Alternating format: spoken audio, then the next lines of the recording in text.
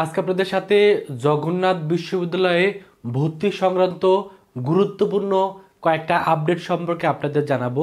তো যেহেতু এবছরে গুচ্ছ থেকে জগন্নাথ বিশ্ববিদ্যালয় বের হয়ে আলাদাভাবে ভর্তি পরীক্ষা নিবে, এই ভর্তি পরীক্ষায় কি কি যোগ্যতা তারা রাখতেছে বা ভর্তি পরীক্ষা কবে অনুষ্ঠিত হবে এ সংক্রান্ত সকল কিছু নিয়ে এই ভিডিওতে আলোচনা করব। তো প্রথমে যদি আজকে আমরা ডেইলি ক্যাম্পাসের যে নিউজটা দেখি, সেই নিউজ অনুযায়ী আমরা যে তথ্যগুলো প্রথমে দেখতে পারতেছি সেটা হলো যে 2024 এবং 25 সেশনের যে ভর্তি পরীক্ষাটা হবে, সেই ভর্তি পরীক্ষাটা অনুষ্ঠিত হবে হলো টোটাল 5টা ইউনিটে। এবছরে জগন্নাথ বিশ্ববিদ্যালয় ভর্তি পরীক্ষাটা নিবে, অর্থাৎ গুচ্ছতে আর জগন্নাথ বিশ্ববিদ্যালয় থাকতেছে না। এবং 2021 অথবা 22-এর যারা এসএসসি ব্যাচ তারা এখানে পরীক্ষা দিতে পারবে, আর 2024-এর এইচএসসি ব্যাচের স্টুডেন্টরা জগন্নাথ বিশ্ববিদ্যালয়ে পরীক্ষা দিতে পারবে। তার মানে এবছরে জগন্নাথ বিশ্ববিদ্যালয় কিন্তু আর সেকেন্ড টাইম থাকতেছে না, শুধুমাত্র যারা এইচএসসি 24 ব্যাচের স্টুডেন্ট তারাই জগন্নাথ বিশ্ববিদ্যালয়ে এবছরে কিন্তু ভর্তি পরীক্ষা দিতে পারবে। এবং জগন্নাথ বিশ্ববিদ্যালয়ে আর একটা যে ঘটনাটা ঘটছে সেটা হলো যে জগন্নাথ বিশ্ববিদ্যালয়ে এবার যে পরীক্ষাটা হবে সেই পরীক্ষাটাতে টোটাল কত স্টুডেন্ট পরীক্ষা দিতে পারবে, এটা নিয়ে কিন্তু আমরা একটা গুরুত্বপূর্ণ আপডেট পাইছি। সেই আপডেটটা যদি দেখি তাহলে আমরা বুঝতে পারবো যে এখানে যে আপডেটটা দেওয়া আছে সেটা হলো এবছরে জগন্নাথ বিশ্ববিদ্যালয়ে সিলেকশন থাকতেছে এবং সিলেকশনের মাধ্যমে টোটাল জিপিএর উপর ভিত্তি করে টোটাল 40,000 স্টুডেন্টকে এবছরে জগন্নাথ বিশ্ববিদ্যালয়ে পরীক্ষা দেওয়ার সুযোগ দিবে। তো এই জিনিসটা আসলে পার্সোনালি যদি আমি ব্যক্তিগতভাবে বলি, এই জিনিসটা আমি পার্সোনালিভাবে আমার কাছে এই জিনিসটা কখনোই ভালো লাগেনি। জগন্নাথ বিশ্ববিদ্যালয় গুচ্ছ থেকে বের হয়ে আলাদাভাবে পরীক্ষা নিচ্ছে। সো একটা যেহেতু বিশ্ববিদ্যালয় যদি সিদ্ধান্ত আসে যে সে আলাদাভাবে একটা বিশ্ববিদ্যালয়ে পরীক্ষা নিবে, সে নিতেই পারে, কোনো সমস্যা নেই। কিন্তু এই যে জিনিসটা যে সিলেকশন করে মাত্র 40,000 স্টুডেন্টকে প্রত্যেকটা ইউনিটে পরীক্ষা দেওয়ার সুযোগ দেওয়া, এটা পার্সোনালি আমি কখনোই এটার সাপোর্টে না, বা এই জিনিসটা আমাকে টোটালি ভালো লাগেনি। কারণ প্রত্যেকটা ইউনিভার্সিটি, যেখানে যদি রাজশাহী ইউনিভার্সিটির কথা বলি, সেখানে সিলেকশনের মাধ্যমে এবছরে 1 লাখের উপরে স্টুডেন্টকে প্রত্যেকটা ইউনিটে পরীক্ষা দেওয়ার সুযোগ দিচ্ছে। সেই দিকে জগন্নাথ বিশ্ববিদ্যালয়ে মাত্র 40,000 করে স্টুডেন্টকে যদি প্রত্যেকটা ইউনিটে পরীক্ষা দেওয়ার সুযোগ দেয়, সেক্ষেত্রে অসংখ্য স্টুডেন্ট কিন্তু এই জগন্নাথ বিশ্ববিদ্যালয়ে পরীক্ষা দিতে পারবে না। কারণটা হলো এবছরে যেহেতু জিপিএ 5-এ পাইছে প্রায় 1 লাখের উপরে স্টুডেন্ট, সেখানে মাত্র যদি 40,000 জন স্টুডেন্টকে এখানে পরীক্ষা দেওয়ার সুযোগ দেয় প্রত্যেকটা ইউনিটে, তাহলে অনেক স্টুডেন্ট যারা চান্স পাওয়ার মতো স্টুডেন্ট বাট কম জিপিএ, তারা কিন্তু জগন্নাথ বিশ্ববিদ্যালয়ের পরীক্ষাতেই বসতে পারবে না। এই জিনিসটা আসলে পার্সোনালি আমি কখনো এটাকে আমি ভালোভাবে আমি নিচ্ছি না যে মাত্র 40,000 স্টুডেন্টকে আসলে প্রত্যেকটা ইউনিটে পরীক্ষা দেওয়ার সুযোগ। কারণ একটা স্টুডেন্ট, আমি যেটা মনে করি, একটা বিশ্ববিদ্যালয়ে আলাদাভাবে পরীক্ষা নিবে, ওকে ফাইন, নিতেই পারে, কিন্তু সেখানে তখন পরীক্ষা দেওয়ার সুযোগটা দেখে একটা স্টুডেন্ট সেখানে পরীক্ষা দিবে, তার যদি যোগ্যতা থাকে, তার যদি মেধা থাকে, সে চান্স পাবে। বা তাকে যদি আগেই এই জিপিএর একটা বেড়াজালের ভিতরে ফেলে দিয়ে তাকে যদি পরীক্ষা দেওয়ার সুযোগটাই না দেওয়া হয়, তাহলে আমি মনে করি এটা আসলে এক ধরনের প্রহসন।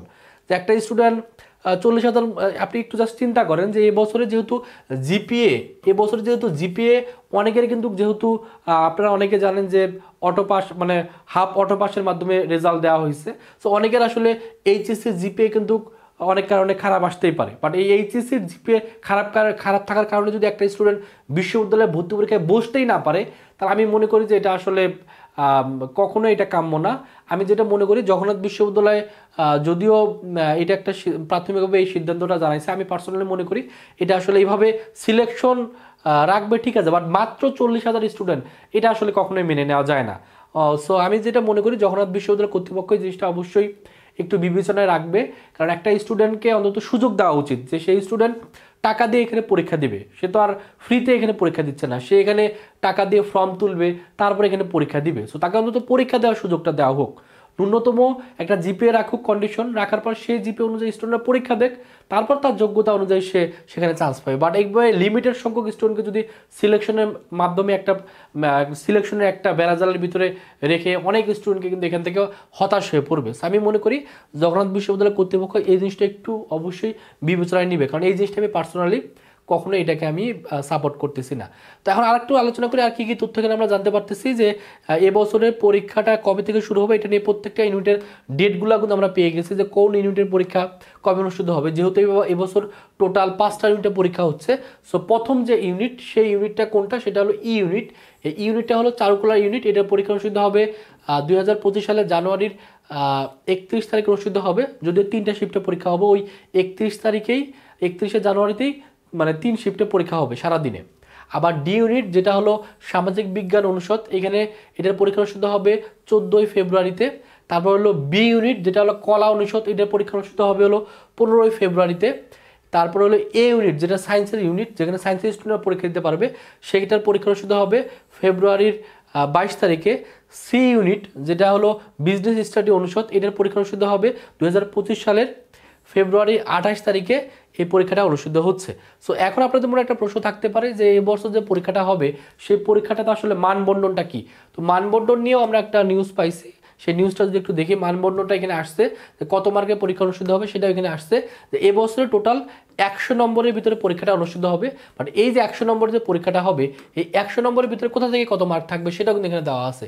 এই 100 নম্বরের ভিতরে লিখিত পরীক্ষা অনুষ্ঠিত হবে 48 মার্কের, আর 24 নম্বরের হলো এমসিকিউ পরীক্ষা অনুষ্ঠিত হবে 24 মার্কের। আর আপনাদের জিপিএ থেকে এসএসসি আর এইচএসসি জিপিএ থেকে নেওয়া হবে হলো 28।